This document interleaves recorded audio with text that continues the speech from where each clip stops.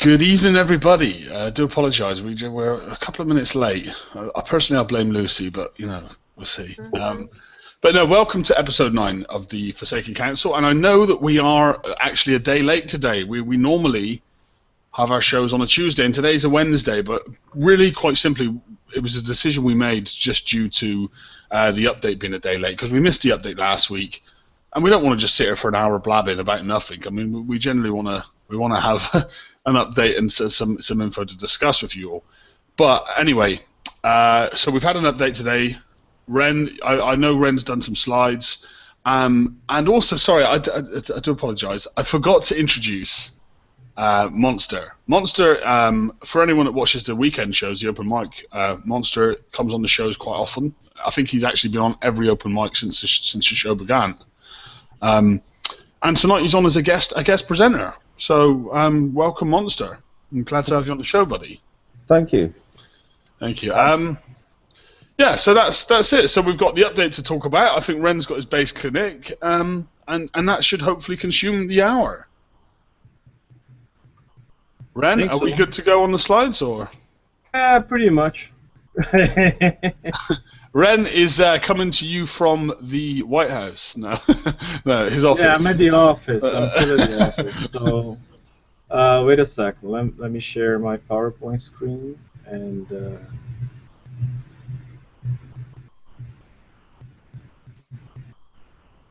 No worries. Well, it's been an eventful week anyway. It's good? Yeah, I can see it. Now, Ren is... I have to say, I kind of feel like Ren is the master of slides. Really? I've been replaced that easily. Ren just, he made the better backgrounds. Sorry, Andrew, but, Ren is the slide master. But by the way, this is a standard background Microsoft provides with Office. I didn't create it, just for the record. Ren. Okay, then that kind of, you're still good. You're still good, Ren. Don't worry. Okay, ready to roll when you are. Yeah, no, let's go into it. So, hit us with the update. What have we had today, Ren? So I think we'd start the big one. Whole classes. Whole classes. Okay. Right. It's funny. I mean, now we'll see. We already seen the siege holes in the Foundry. Some of them. Mm-hmm. We've seen garrison type targets. That's what we've been fighting in the past few months in the raids. Those are garrison type targets. So of course, holes like the Citadel and the DNX, they're all garrison holes, right? Conqueror would be, I think the only Conqueror right now is the Revenge, and I think it's pretty obvious overall. I mean, do you want to go one by one, Liam? Well, feel free, buddy. I mean, read them out as you see fit. Okay, so everyone probably saw that. So Assault, it's PvE. Anything against patrolling fleets, and mostly fleets and some buildings. So we kind of got a heads up already that the next raid cycle will be fighting assault targets. So it's going to be mostly ships, fast-moving ships kind of thing, and some turrets. Right? Conqueror, again, the Revenge, is the only PvP category we have so far. Then we have Defender, so Enforcer, Guardian, Goliath, all those guys are all Defenders, right?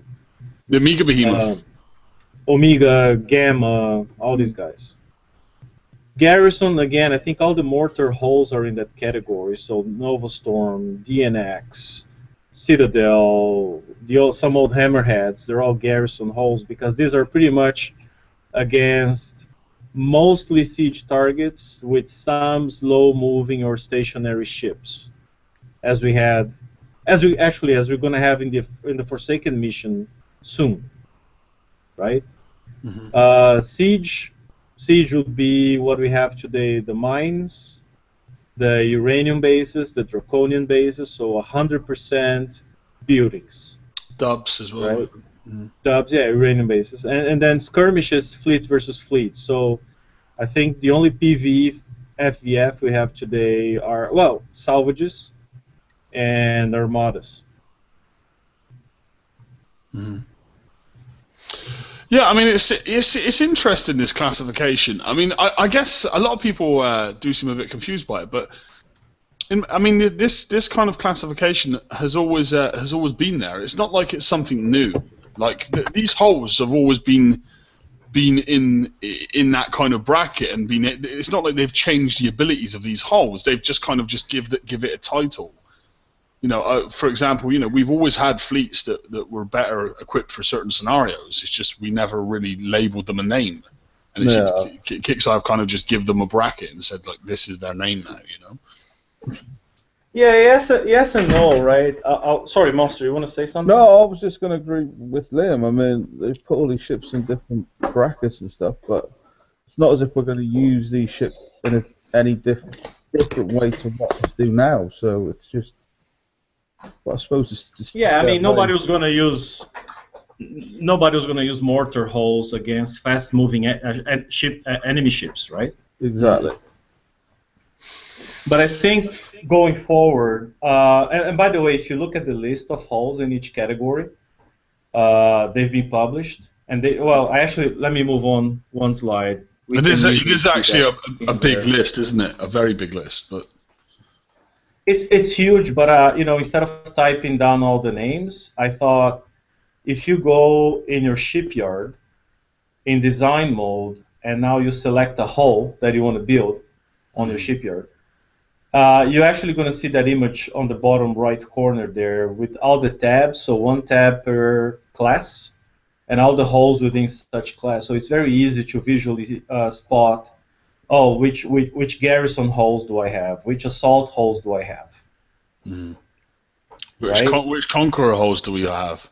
Exactly. Yeah, so many options there. But you know, I do understand why they've done this, because I feel that it kind of moving forward, they're going to label certain targets. They're going to say, right, well, this you're better off using this, and it kind of just makes the game more simpler for players, doesn't it? It's going to help. It's going to help players really understand what holes are better for what scenarios in the game. Yeah, I think it's. I mean, of course, people like playing outside of the box, and we've seen that, like people building launcher revenges or launcher punishers, right? Mm-hmm. And they work. So, but I think as a basic guidance, so people don't build useless, screwed up builds, that is great. I mean, this new feature is very useful. Yeah, and I mean, it's not like for example, if I was to open my dock now, I would have 4 Centurions led by an Amiga Behemoth, which is labelled as a defender hull. You know, so it's not like you have to follow it like an exact code of how you should be playing the game. It's just more of a suggested guideline, isn't it? Yeah, and I think it's more like, hey, next raid are going to be assault targets. So now if you go on your dock or your shipyard, you can see what kind of assault hulls do I have, because in theory, these guys will do best against the new targets. Mm-hmm. Right? So if you don't have any good up-to-date fleet of assault hulls, hey, you know, you should start building them right now, because the raid is coming in 15 days. Mm-hmm. Or if you have them but they need to be refitted, it's a good time to refit them now. Mm-hmm. Yeah. I mean, it's kind of like something that I always it's something that I maybe wish was in the game from the get-go. This, yeah, like, it is good. It's nothing. I don't see any negatives about it. No, it's a good thing, but like you said, I mean, this could have been in like the game from like the start. Mm-hmm. I think it's more. It's gonna, for me. I think it's gonna serve as a guideline tool for players to sort of be better educated about the game. You know, because absolutely. We've gone from like having maybe 20 holes, like back in our day. We had 10 holes of only a few holes to pick from, and now we've got hundreds. You know, we've got, well, I don't know if we're up to hundreds, but we can't be too far off. You know, we've got so many different choices now and so many different things you can build that I guess new players coming into the game who haven't had the sort of 4 or 5 year experience we've had, they probably wouldn't have a clue where to start. So I guess this is what that's going to do. And it's not only that. I mean, right now I think there's 2 new guidance points for new players, and I pointed that out on the Citadel picture right there. So now you know that the Citadel is a garrison class hull, and it's a tier 5 hull, meaning it's best in class. I mean, tier 5 is the highest you get, right? So if you have multiple options within the same class, which one should you build? I mean, ideally you'd build a tier 5 one if you have one. If not, what do you have in terms of like tier 4 or tier 3? And now if it's a tier 3 or 2, I mean, can you go in the Foundry and give it some buffs? I didn't see that tier, and I actually haven't noticed that until you pointed that out. That makes it makes it very intuitive for players, I think, that don't have hours and hours to read everything and watch all the videos and catch up and whatnot. Just like the basic information, so you don't screw up. It's there. Yeah, it's good. I didn't notice the tier thing. I think that is even better, because then that kind of gives it a level, doesn't it? Yep. Not a level, but you can see by the number as to how good or useful that hull is. And they're doing the same for components, right? Now, if you go on FM and you pick a component blueprint in there, you'll see that, Siege Battery 2, it's a tier 3 level component. Oh, okay, so, there's something better out there probably. What's there in tier 5 on that same kind of component? Right. I didn't know that. See, I'm out of the loop now, Ren. I'm out of the loop. This is not like me. Okay, so I don't know, guys. There's everywhere. I mean, you go in your dock, you have those little white icons in there showing what kind of class your hulls are. It's in the shipyard, it's in the blueprint, so it's pretty much everywhere. And I guess. Go ahead. No, I was just going to say. I mean, I get that little icon that we see on the ships. I think that's going to be something that eventually will come to memorize. Yeah. Well, some of us will anyway. But I mean, you'll get to know the symbol, and you'll say, you'll know by the symbol as to what you're dealing with, which I think that's cool. And like you said, I mean, I've played so many games in the past where you could choose kind of like career path or profiles, right? I mean, you play DC Universe online, and I mean, you could be like an electric guy, a magic guy, or this or that. I mean, it's the same thing. Ren, are you implying that there's other games out there? Because I don't believe it. Well, I heard of something called Vega Conflict. Have you heard of that one? You used to play Vega Conflict, didn't you? Isn't that like BP in space, but not as good? Pretty much. I didn't understand it. I remember I opened it and I was like, whoa, what is this? It's not BP. Yeah. It's BP with spaceships. It confused me too much. Instead of a blue backdrop, it's a black backdrop. Black, blah, blah, blah. I know, yeah. Yeah, it's that. So. Okay, so the other thing, that's new now, the store and daily deal. So they kind of streamline and simplify the store interface. So there's a shop button now. There you can buy everything you can possibly buy from the same place, instead of buying gold from one place and buying resources from somewhere else and buying, it's all there. And what did you guys think? What did you guys think of the store? What was your take on it? From I know what I think of it, but I'm interested to hear other views. Same old. I just think now they have a place where all their deals and stuff can go. I mean, and like probably now they're going to have not only sporadic token deals and skin deals, they're going to be there every day. If you want to go there. I found the shards quite interesting. I seen it. I seen it as kind of random. I don't know if it's random, but it's different for every player. Yeah, I wasn't going to say random. My note down there is like it's customized based on player, right? I mean, they're probably running some marketing software that's very common today. Just like you go to Walmart or to any big retailer, and they see what you buy. If you have their loyalty card, they know who you are, and now they start correlating things and like, oh, you know what? You should give them a coupon for Listerine. They better send some shards my way. They better send some shards, because at the moment they're just offering me like a lucky Bastards crew for 13 coins. I mean, I don't want that. They know you're kind of a noob, right? mate. So they're going to give you lucky bastards. The lucky bastards, yeah, I could throw that at them, that one, but no, I do think it's an interesting feature. That seeing stuff in there like, I don't know about you guys, but I do have a token in my one today, and it's a 2-day build token for the price of 1 day of speed up. Now, okay, that might not be something I would ever need to buy, and I haven't bought it, but if someone was going to speed up a building, say they had a building that had 4 days left, they could just go in there and save on a day's worth of coin. It's any kind of saving is a good saving, right? I went on there as soon as I seen it, and I got uranium and base parts. I bought them straight away. Lucy! Because it's something that I can't get myself just now. So if I can buy it, then I'm going to buy it. You could have sent me those coins and I would have gone for you. Just let you know I used your card, sorry.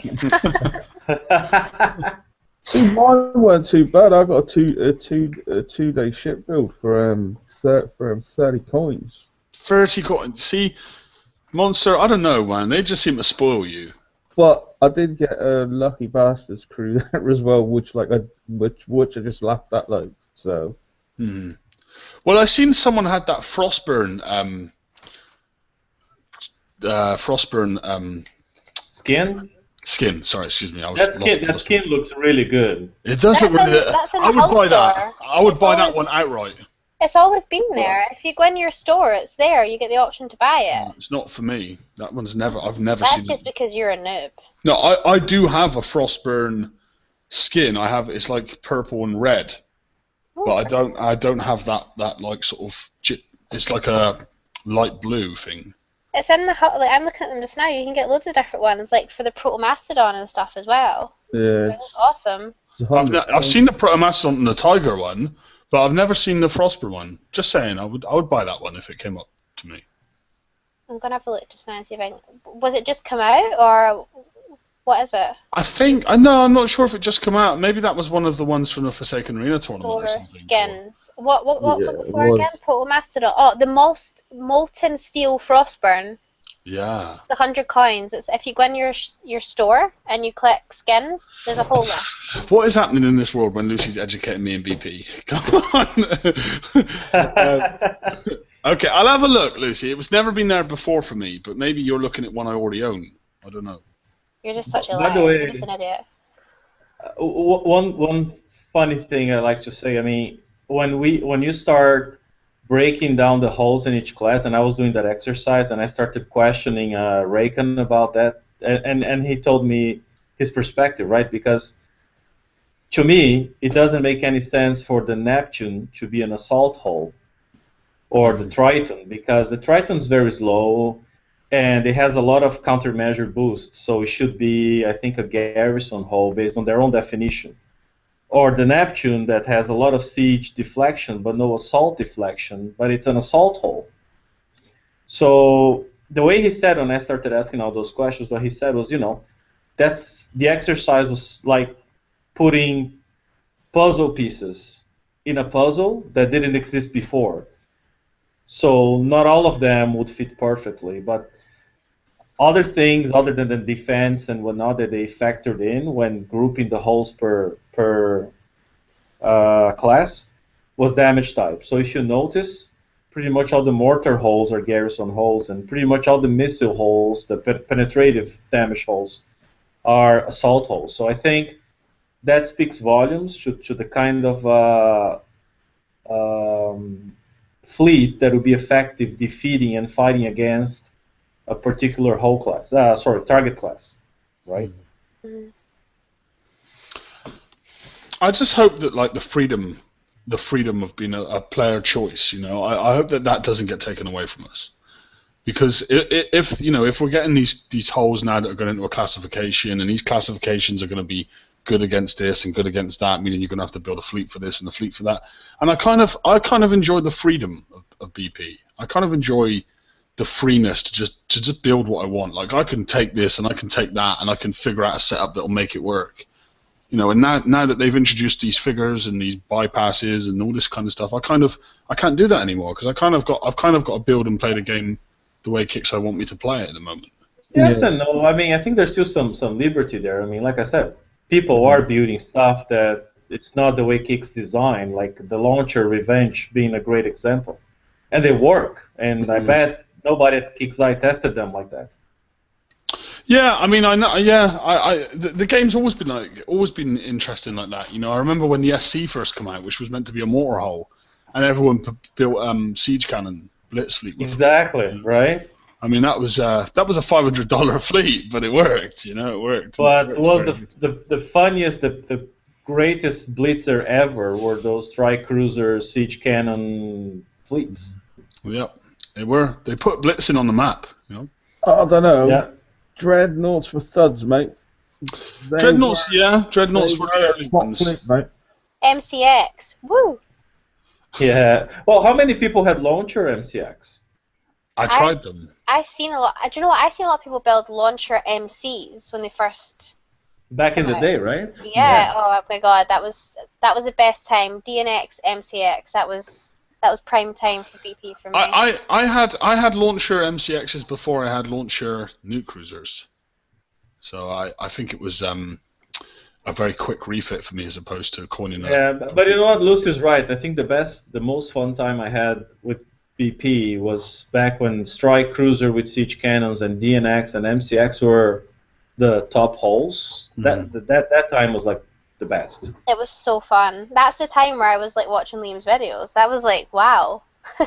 But I think that was the time when 80% of my playtime was fighting other players and not doing mines and uranium bases and FM and raid and all the chores that now we have to do to kind of stay competitive, so you can hit a couple bases a week. I used to thoroughly enjoy it. Like my whole game was based around base hitting, and I would jump into a sector and just take that sector down, and it was just the most fun thing. I used to actually intentionally seek out in-sector alliances and then jump into those alliances to kill that alliance. You know, it was all about base hitting. There was no choice. Yeah.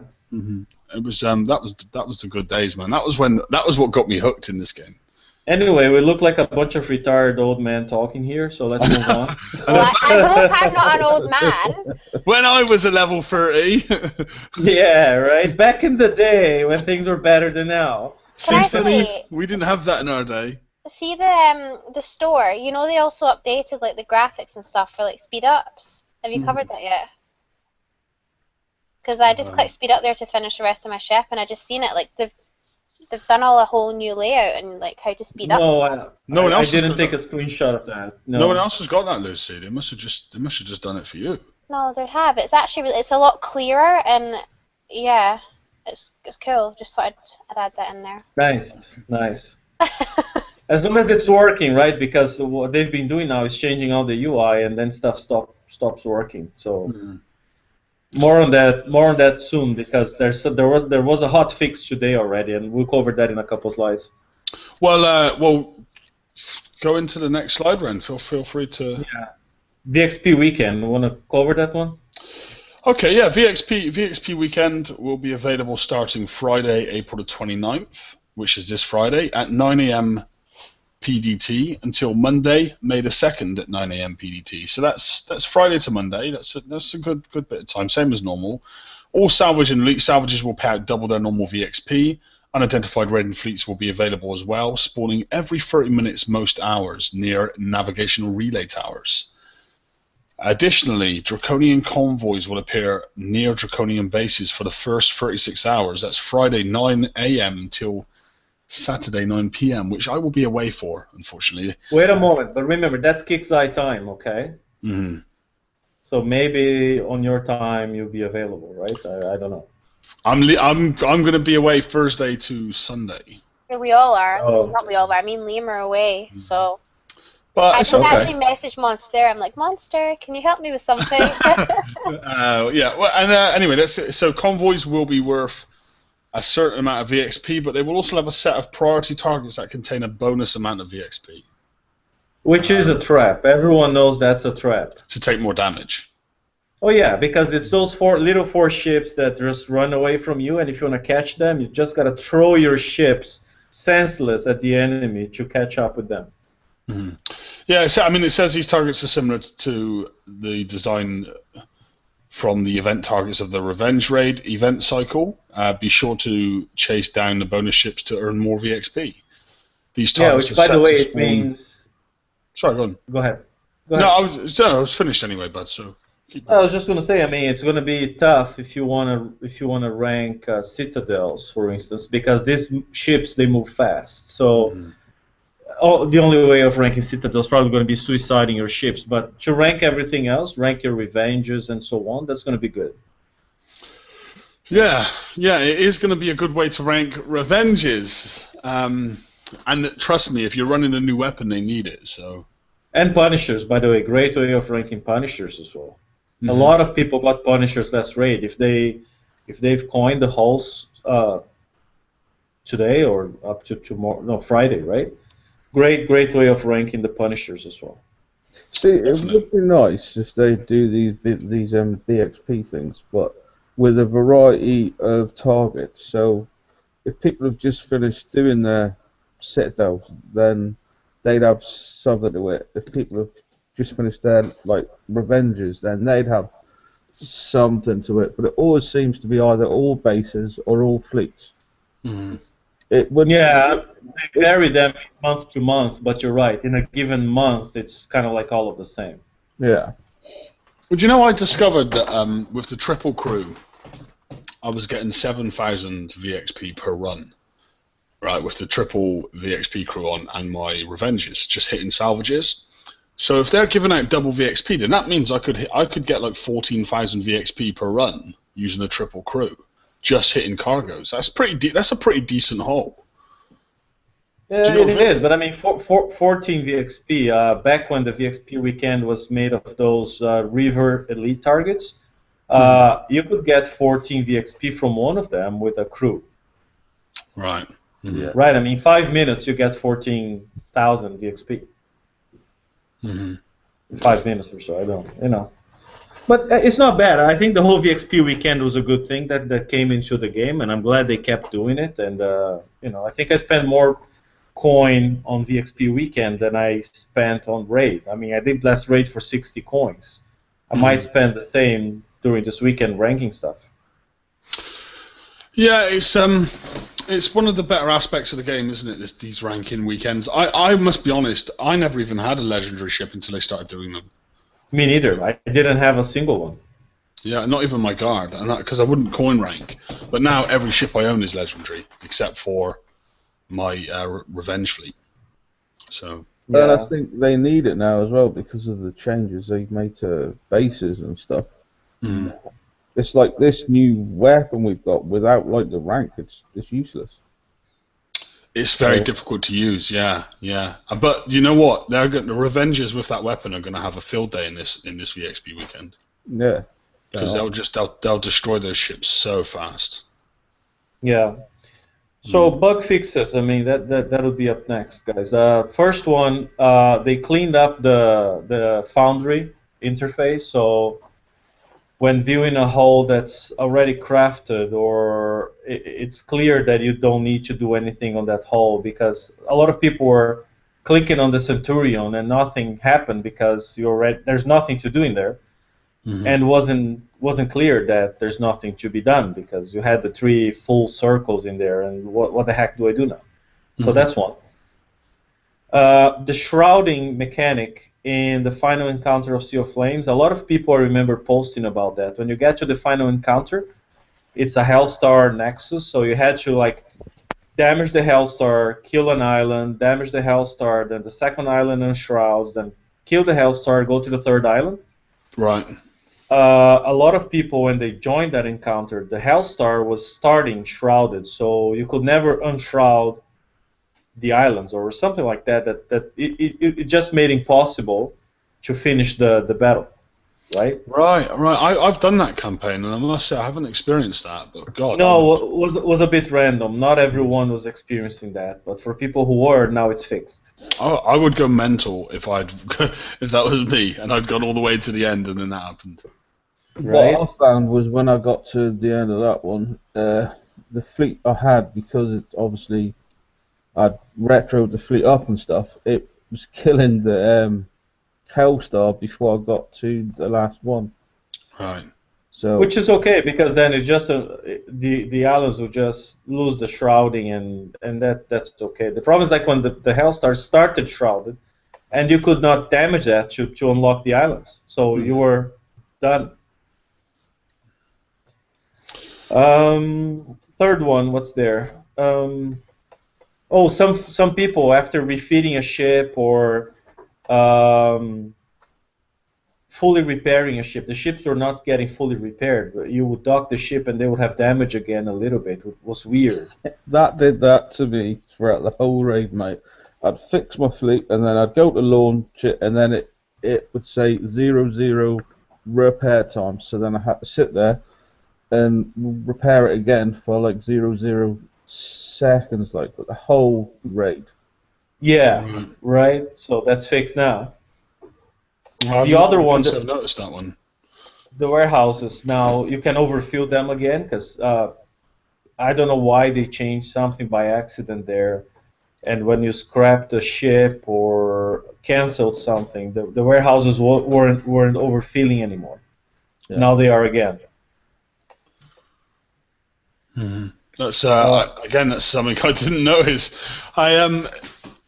I don't know. I haven't scrapped a ship in a good while though, so I wouldn't.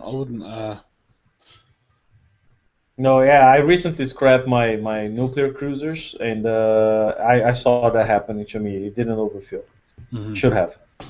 The other one. So this one was pointed out, I think, by the BP professor, and he said, you know, some of the objectives in the outpost, they require you to repair a certain amount of armor. Like, let's say you got to repair 75,000 armor so you can start the objective, right? And it was noticed that when you docked a fleet that was fully damaged, let's say that whole fleet had 75,000 armor, and you just leave it repairing overnight, next morning, you wouldn't get the full credit for it. You were just getting like 20K or something like that. Mm-hmm. So it was counting much slower than it should. And Kixeye identified that as a bug last week. More people on the page pointed that out as well.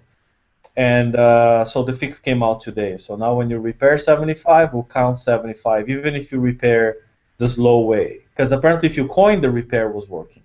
Mm-hmm. Okay. Okay. I didn't. Again, it's not something I was aware of. Okay. No, that was discussed in the page in the past week, and I saw people posting that, and I saw Raycon said, "Yeah, it's a problem. We're gonna fix it." So it's all good. Mm-hmm. The last one, that was a pet peeve of mine, especially when the Foundry came out, and that became very obvious, right?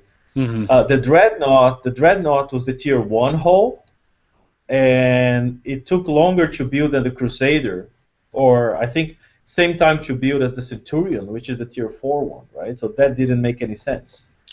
Yeah, I was expecting this hull to get this reduction. I mean, it should have been done when they did the DNX. You know, it was unreasonable to think that the standard Dreadnought should be 6 days while the DNX is 6 hours. So yeah, I was expecting them to do it, but I thought they would have been listed in the actual updates as opposed to putting the bug fixes and tuning, because a lot of people didn't notice it there, you know. But that's tuning, right? It makes sense. That's a tuning in the game. You're changing the build time or something. I guess. I mean, I actually had several PMs about the Dreadnought. People saying, "Oh, you know, why is the Dreadnought so high? When are Kixeye changing it?" You know, people actually PM me saying that in the last week since the Foundry come out. So. Yeah, and I think what's going to happen, they're not going to change all the times at once. What they're doing is, like, whenever they shift the focus to a family of hulls or progression of hulls, like they're doing now with ballistics in the Foundry, that's when they'll make the adjustment, right? Let's say next time they put assault hulls. It makes sense to me to be assault hulls next in the Foundry because of next raid. Then probably when they put a progression of hulls in there, they'll be adjusting build times as required if anything there doesn't make sense. Yeah, I mean, it was we had the they did for 2 months in a row, didn't they? They did like a long list of changes to armor, specials, hulls, weapons, you know. And we had that for 2 months, and then we didn't get it last month, which was kind of disappointing. I'm not sure if it's something they're going to continue doing, but they didn't feel the... When I asked Raken about it, they said that they didn't feel the need to do it this month with this prize list, with the last raid's prize list. But I hope it's something we see more of, because I know that, you know, you were saying there when they visit a family of holes, they'll just do a swoop over it. So let's hope that we keep seeing that, because it's much better for the game. Yeah, and you know, like for whoever's getting the latest and greatest top hulls, it won't make a difference because they are already releasing the latest and greatest hulls at the right time, or whatever they consider to be the right time. It's more like for very old hulls, right? I mean, like even in the ballistic family, who would be crazy enough now to build a Stingray that takes 6 days to build naked, when you can get a Crusader for less time? Definitely. And the Crusader now picking up that splash reduction in damage, the same as the Centurion. It basically becomes the second best ballistic in the game, in my opinion. Yeah. And by the way, it just makes the Templars completely useless, I guess, right? Yeah, I know. You know, we had the same situation before, didn't we? With DNX going to R. Was it DNX going to R5? It was something to do with the campaign holes where the original holes went R5 and then they surpassed the. Oh, it was the Mastodon and the Proto Mastodon, where the regular Mastodon has longer remote range than the Protodon. Well, I mean, we're in the same position again with the Crusader. Is all I was meaning. Like now they're going to have to do, if they want the Templar to be worth winning, then they're going to have to try and bring it in line, aren't they? Yeah, not to mention that they did not adjust the build time of the Templar, so the Templar still has a very, very long build time, and the Crusader builds in, I think, half as long. The Crusader's a very, very good hull, and a very viable hull. I mean, I was considering building them just for the fun of it. You know, they picked up some really, really impressive buffs in the Foundry. The Crusaders were my workhorse from February to September last year.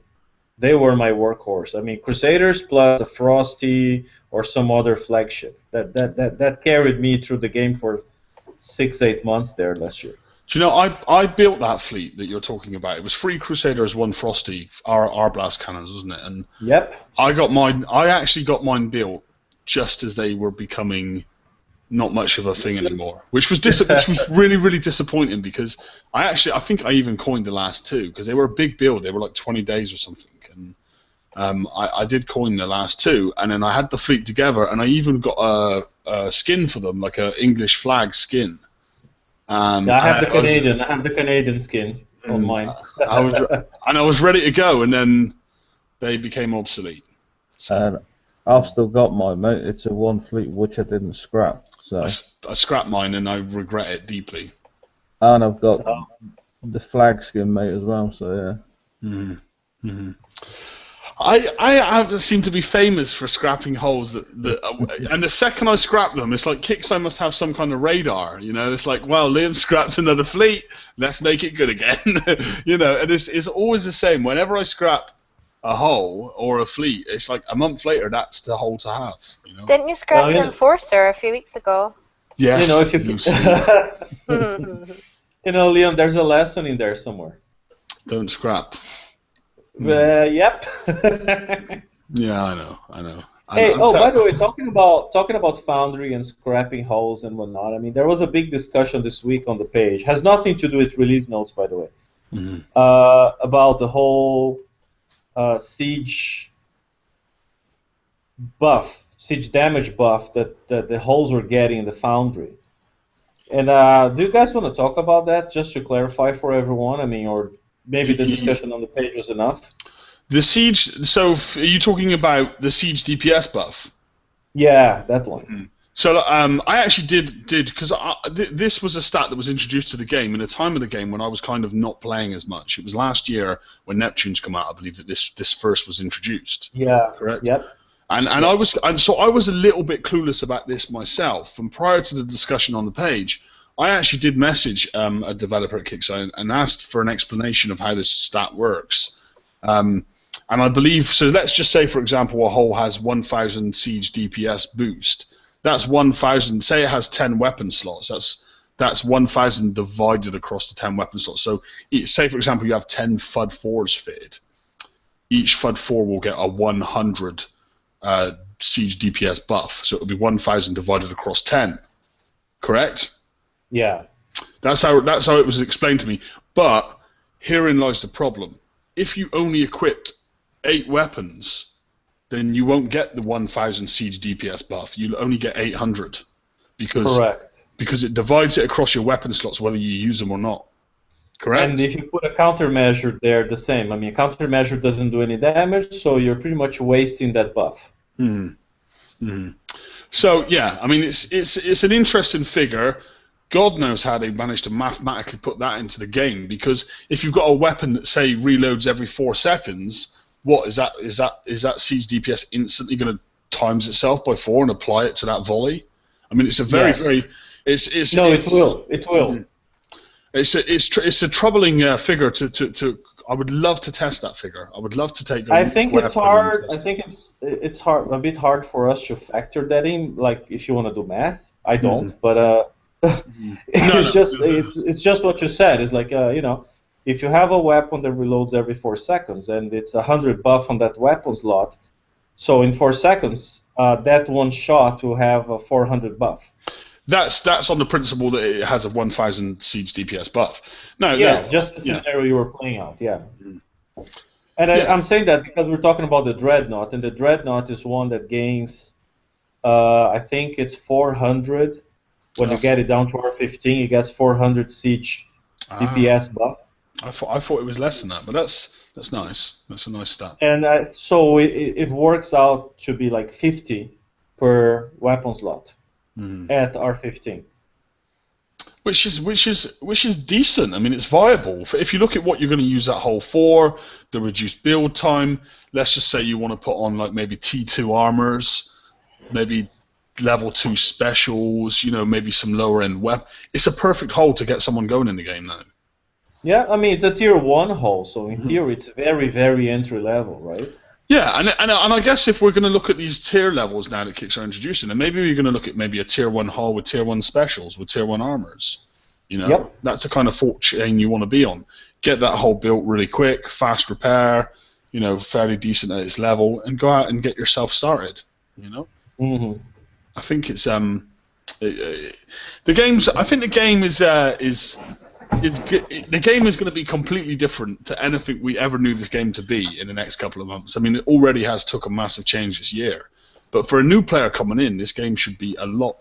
In my opinion, it should be a lot better of an experience, and hopefully will be a game that starts to increase in player base now. It should be easier as well for them. Because we didn't have all this, so we sort of just fumbled all like way through and learnt these things. But it's all there now, so this shit goes with that. Do you know what I mean? So yeah, and I kind of feel like before in this game, I think a large problem of why BP's figures in terms of players has really only ever seemed to decrease and not increase over the years. And I kind of feel that a large part of that is because if I was to introduce this game, let's just say last year I was to introduce this game to a player, they would come into this game and they would have a lot of fun, and then they would get to level 40 and they would see like what they've got to do to be competitive and how much it's going to cost them to really have fun. That's the time when people would just say, "Oh, bugger that! I'm going back to my PS4." You know what I mean? But now I feel that the Kicks are really, really, really addressing that area of the game and making the lower end a lot more fun. Making the migration up to a higher end a lot easier, the transition, it's not as expensive, things build faster, and I kind of feel that overall, from the ground up, the game's really improved as well as it has at our end as well. I don't know if you guys share that view or not.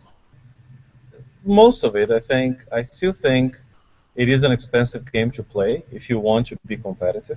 It's less expensive than it was a year ago or even 8 months ago. It's better.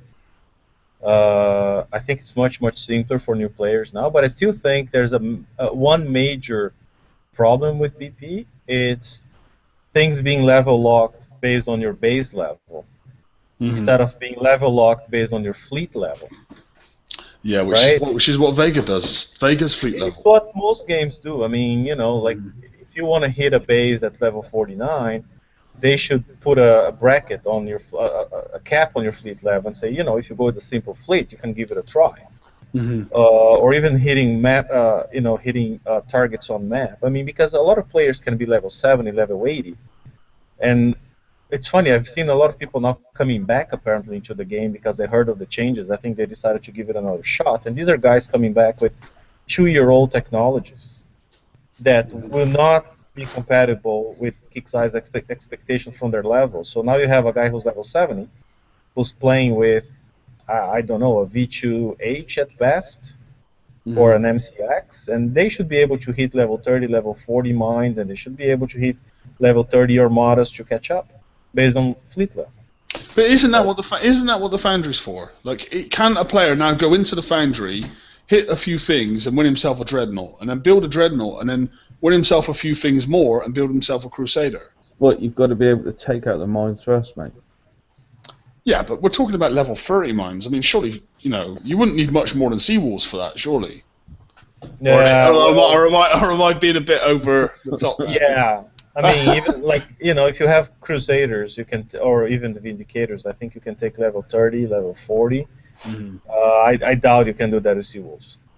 Well, surely a Dreadnought at R15 can take out a level. But again, what I'm saying is, I mean, you're a level 70 who comes back after 2 years, and you have a Dreadnought, and now you want to go and hit the level 30 Armada, you can't. It's level locked.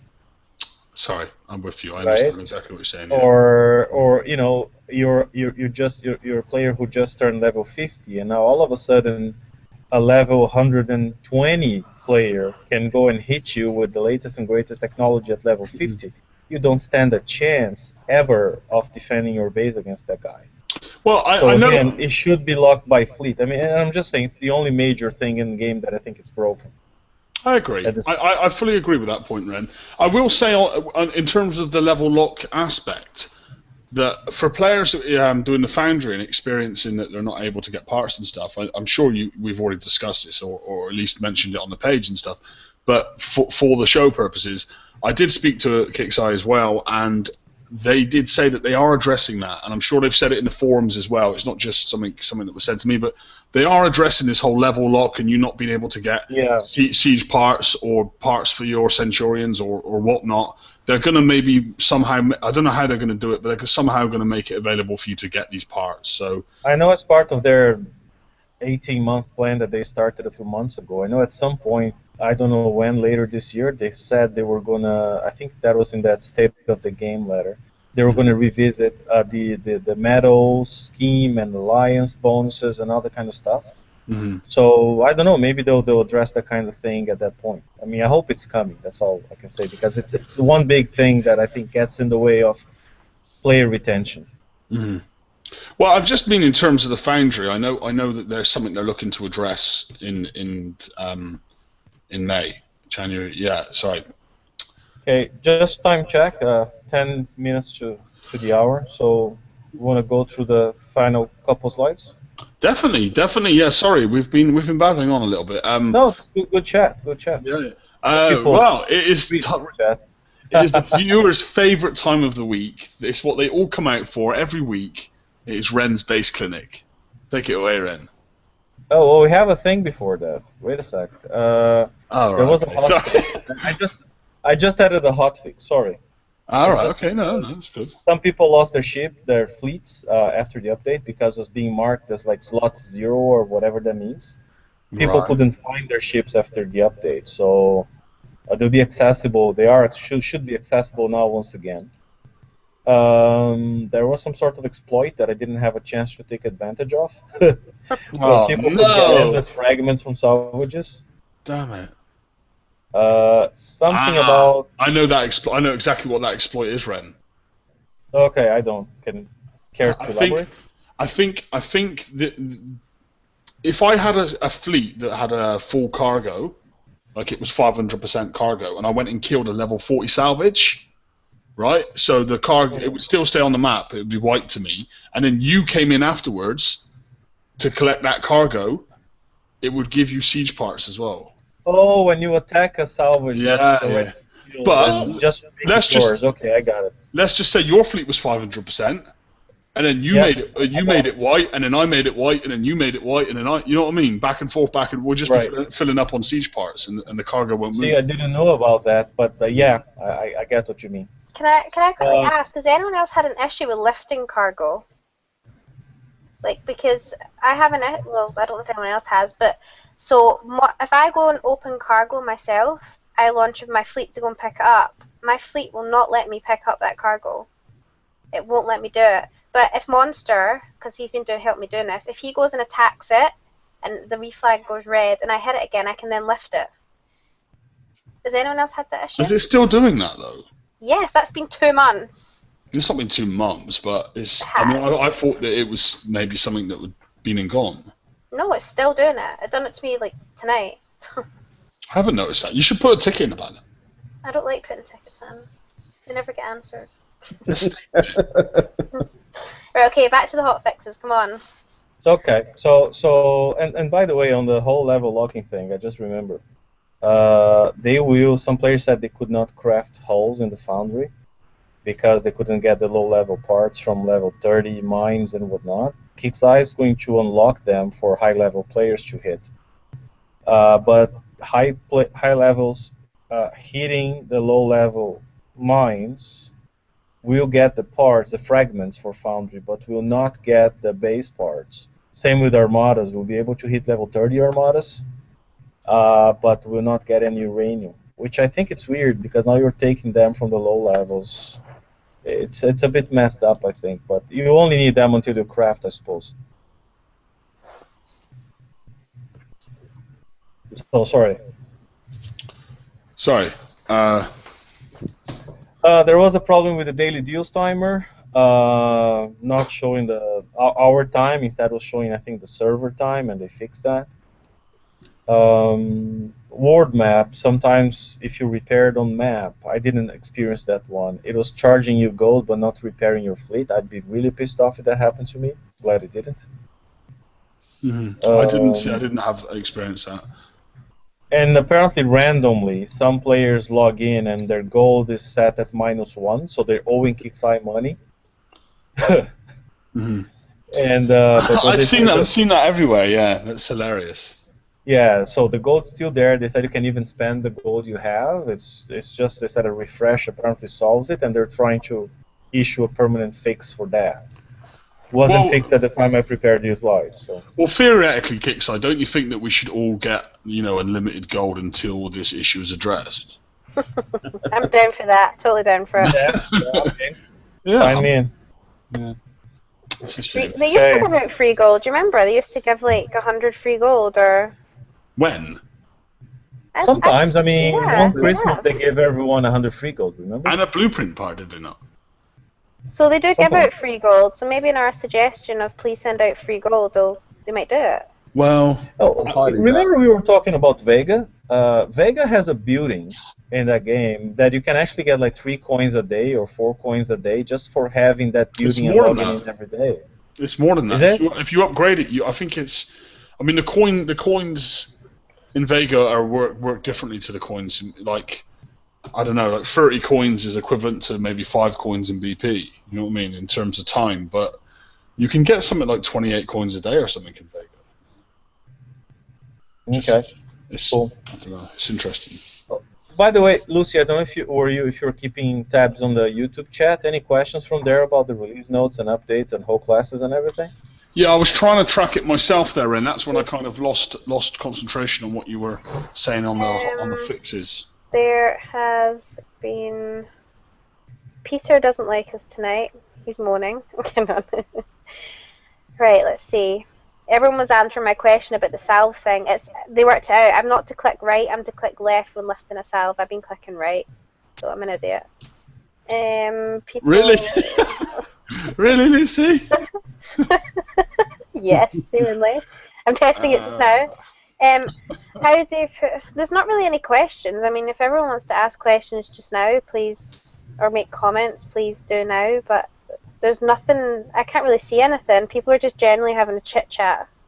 Yeah, we do seem to have a lot of people viewing tonight as well, which is kind of cool. I was a bit concerned airing on a Wednesday and not on a Tuesday was going to affect the viewers, but we seem to have a lot of people tuned in. So thanks everyone for coming out. And obviously, sorry, go on, Ren. I was just going to say it's probably because of the good weather outside.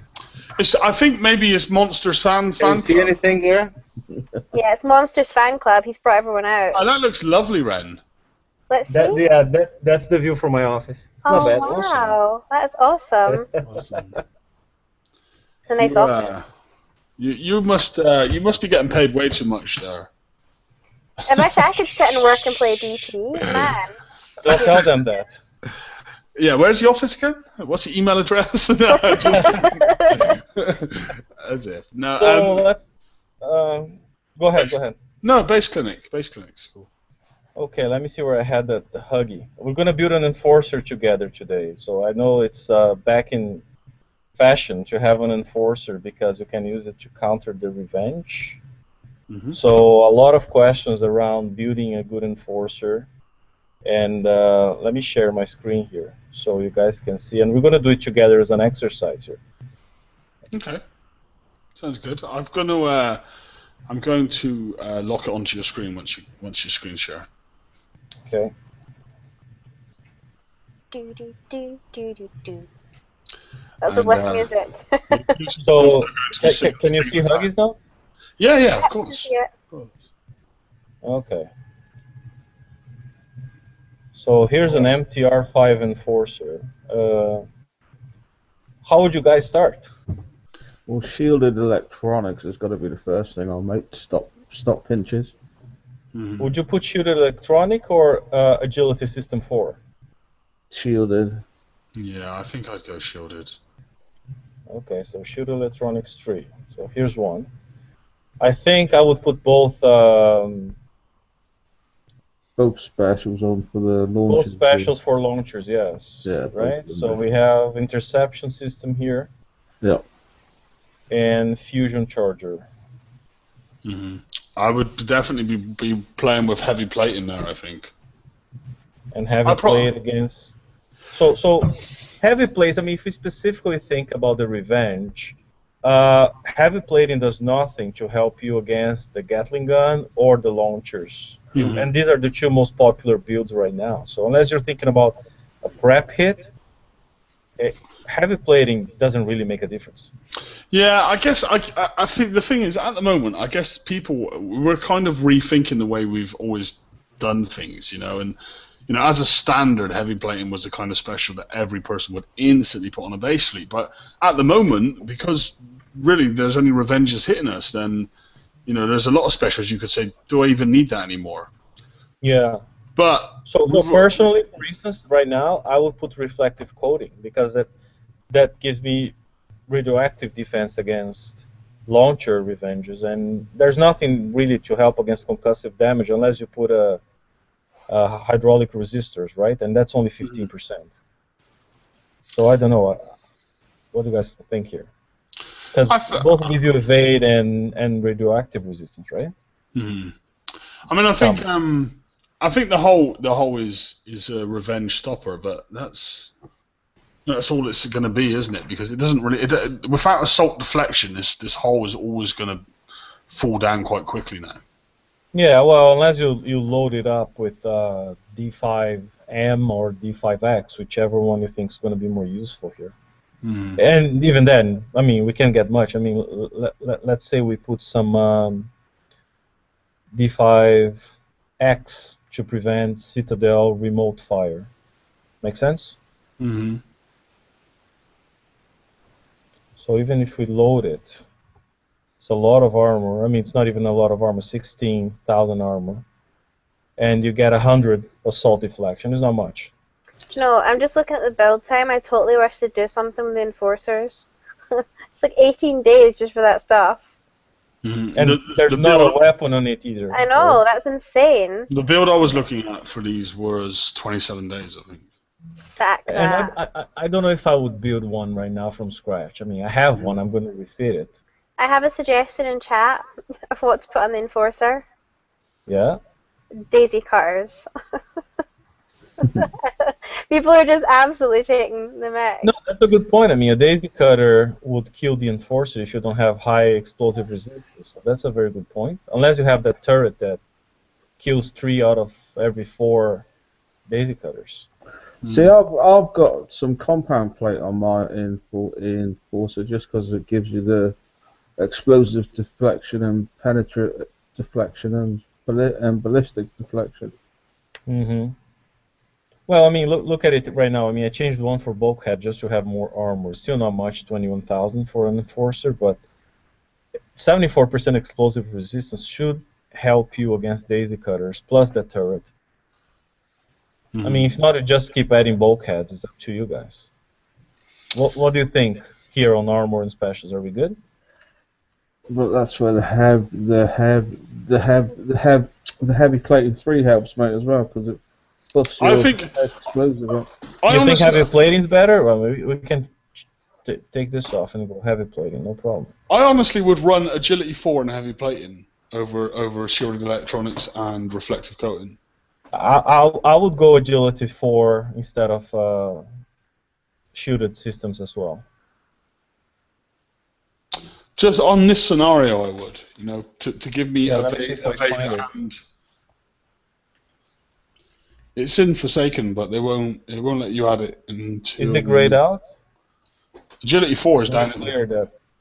Okay, there. That's why. Agility it's down in the bottom row. Down here. Okay. There. So we get better evade and pretty much the same pinch resistance. And yeah, I like that. I would go heavy plating. And your build's just gone up by a day and a half. Yay. There you go. And I mean, you could quite easily drop.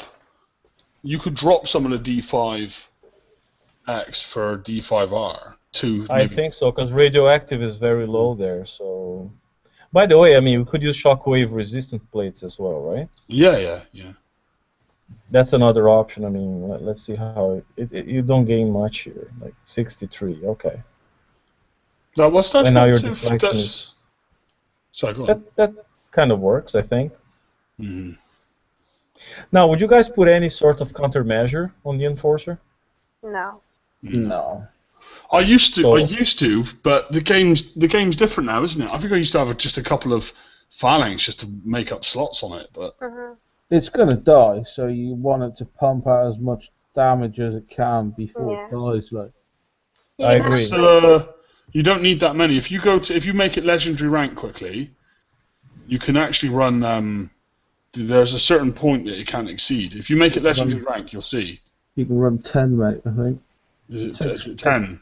Yeah, I think it takes 5 to make a shockwave, so 10 will give you 2. 0.2, yeah. Yeah, just remember that the Revenge is highly unreactive, so you need a lot to be able to get the shockwave on one single volley, right? I'm not sure that the Revenge's unreactive stat works. Oh yeah. It's big time. It's big time unreactive. It just doesn't have any resistance, but it's very unreactive. Mm-hmm. I think when Wim posted the mine data on the Revenge, it said 0.01 second to get rid of the stack. So pretty much it means it never stacks. Mm-hmm. Either you hit it in one volley and you shockwave, or you don't. Mm-hmm. Mm-hmm. Yeah. I mean, I guess sort of old ways of the game were drummed into my head a little bit too much. I need to come and let my think out of the box a little bit now, especially with the changes to the game. Personally, I would never have put more than 10 on this, but now with the way the changes are now, probably you should be running more than 10. I mean, you can. I'm not saying you should. I'm just saying you can. Or you But look at the weight you've got there, mate. I know. So let's clear some then, if you guys. Well, I mean, I think you can clear 2. Sorry. Yeah, there you go. So 10. Mm-hmm. I mean, it didn't help much in terms of weight. I think you saved like 1,000 tons. Doesn't really make a difference. Mm-hmm.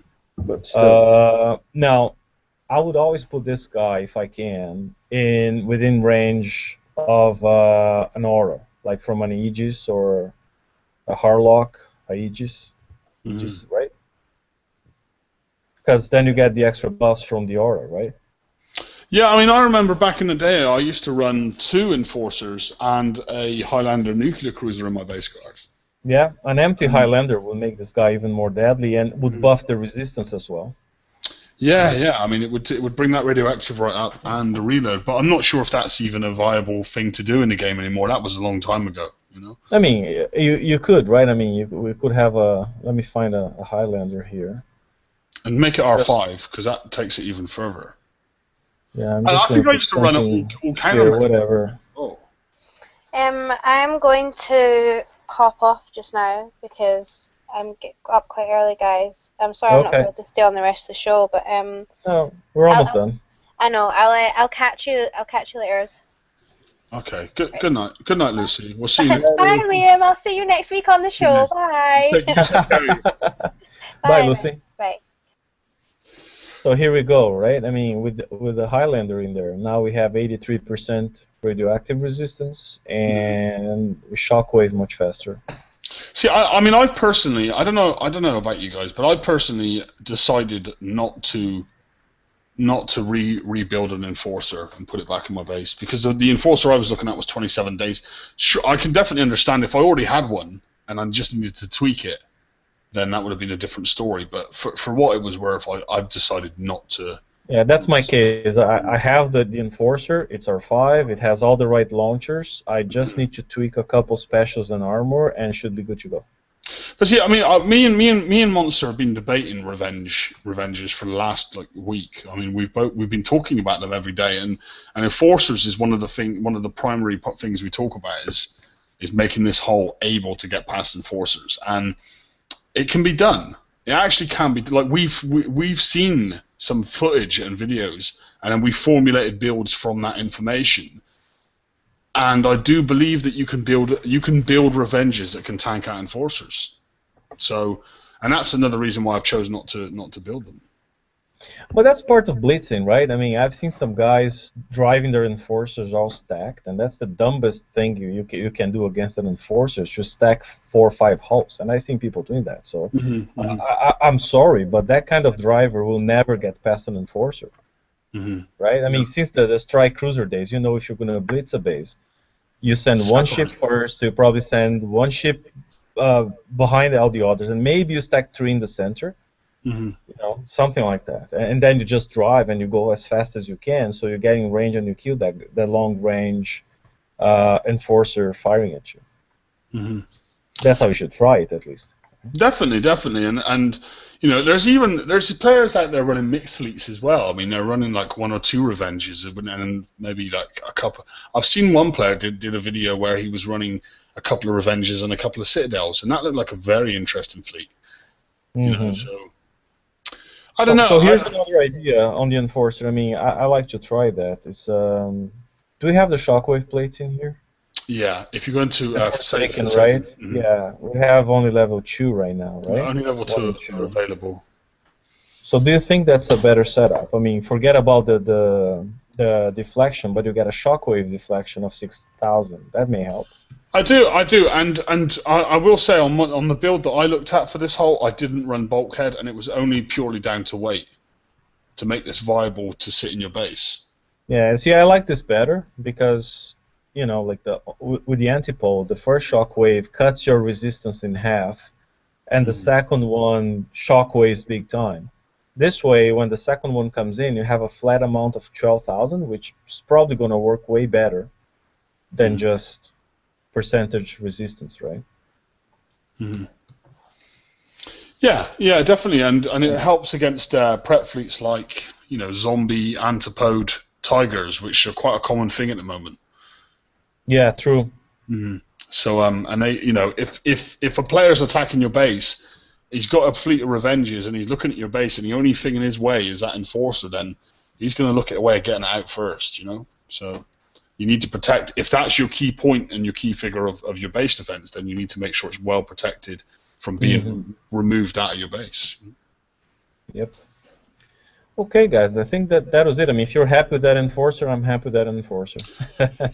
Yeah, no, I do. I definitely, I think one thing I've learned in the last couple of years in the game is you design the fleet to your base, you know, and each base is different, and you know, there's always kind of like a basis of a build, but depending on your base and the other ships you're using in that guard, you may need to tweak it ever so slightly, you know. Yeah, that's true. That's true. But yeah, no, I mean, Enforcers have come back. They've come back with the release of the Revenge. So it's not, and it is nice to see. I guess it's nice to see that it's the one hold that seems to just keep coming back and back and back. I find the Enforcer, you know, like it's never actually ever gone away. I find it come out, then it became kind of obsolete, and then it went to R5, and then it came back again, and then it went away again. And now with Revenges coming out, it's come back again. You know, it's quite amazing, really, for a whole that come out 2 years ago to be still quite a very, very popular base defense option. Yeah, it's true. But then they haven't really brought out that many base garden fleets, to be honest with you. Mm-hmm. Well, let's get the Guardians back. Yeah, I love that. Let's get them to R15 with remote targeting. Come on, Kixeye, remote targeting Guardians. Just like the ones that you had in the Revenge raids. Was it Revenge raids? The Defiance? Not the Defiance. It was the ones before that. The Hostile Takeover, that was it. Oh, man, what a memory. I couldn't remember that. Yeah. Well, we've gone over, guys. Is there anything else you guys wanted to cover? Well, I think we're good. Yeah. Mm-hmm. Oh, it was a great show, and thanks for sorting out the slides, Ren, because it was all kind of a bit last minute tonight. But yeah, we had a great show, and I know the TFC page has just been absolutely buzzing with posts and comments. We're trying to keep up with that and keep replying as frequently as we can. But it's been a very busy page these last few weeks, hasn't it, Ren? Yeah, but you know what? It's a great community. I mean, so many people helping, sharing knowledge. It's fun as well. I mean, there's some good jokes in there sometimes. I gotta say, I'm very happy with the community. Yeah, definitely. I that's the one thing I love about our page is the fact that, and this is going to sound so stupid, but it's how nice everyone is to each other, because that's something that I feel that was lost in the community. So, and that's, you know. It's refreshing, mate. I mean, you look at other Facebook groups, and it's just post after post after troll, and it's just like, really? Mm. And then you look at this page, and it's nice, mate. And people talk and communicate and share stuff, like, which is a good thing. Even my terrible Revenge build, isn't it? So. Well, listen, guys. Well, thank you so much for everyone that's come out and watched the show tonight. I really appreciate it. Sorry it was on a Wednesday tonight. Don't think that this is a permanent fixture. This was just this week only to keep in line with Kixeyes Update. Next week we'll be back at our normal day, which is a Tuesday. And I do have to inform you guys that as at the moment there won't be an open mic this Saturday.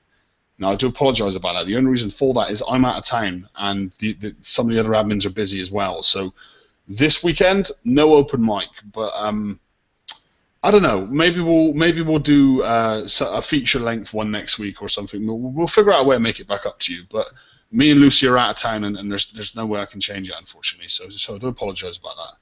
But I hope everyone has a great VXP weekend and gets all their fleets ranked. And we will tune in and catch you guys next Tuesday.